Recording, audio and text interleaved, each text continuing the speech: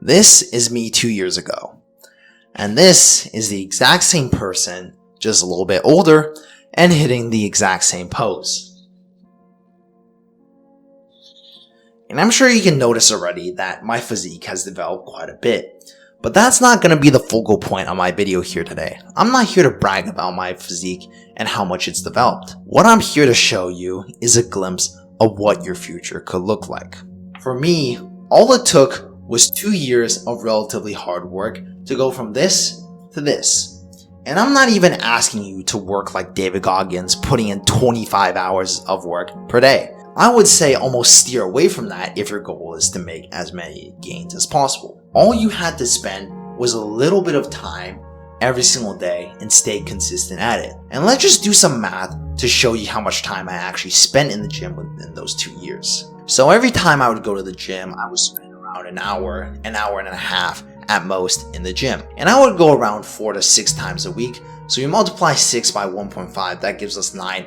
And that's the most amount of time I would spend a week in the gym. And if you multiply that by 52 times, because there's 52 weeks in a year, that leaves you with a grand total of 468 hours a year. Multiply that by 2, that's a grand total of 926 hours in 2 years. Now that number might seem like a lot to you right now because, 900 hours, that seems pretty gargantuan, right? But if you put it into perspective of how much time you actually have within those 2 years, it's really not a lot. So within 2 years, you have a total of 17,520 hours in total to spend.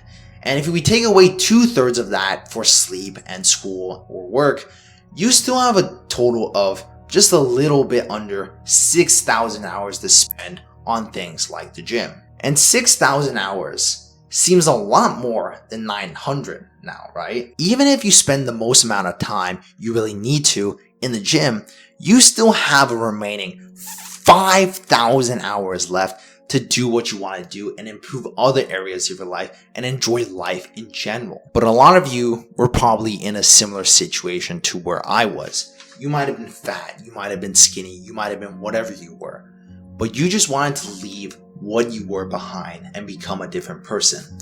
I was the exact same, and the purpose of me making this video is to inspire some of you who might have been in a similar situation like younger me to actually get out there and do some of the work that you know you should be doing and you know would get you to a far better place to where you are right now.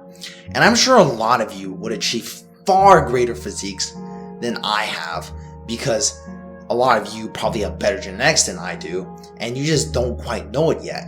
And I really am grateful to my younger self for putting in all that work because there were a lot of times younger me felt like giving up. My mom at one point told me to stop working out so much and stop weightlifting, and I almost did. But younger me made that decision to not do that, and this is the reason I am where I am today. And I am eternally grateful to this chubby little Chinese kid for doing what he did because I would not be where I am right now if it weren't for him. So do your older self a favor right now. So put in the work while you can and do the things that you know you should be doing. So the older you doesn't have to suffer as much and you can look back once you're older and appreciate what your younger you has done. Because I feel that this feeling is a feeling greater than anything else.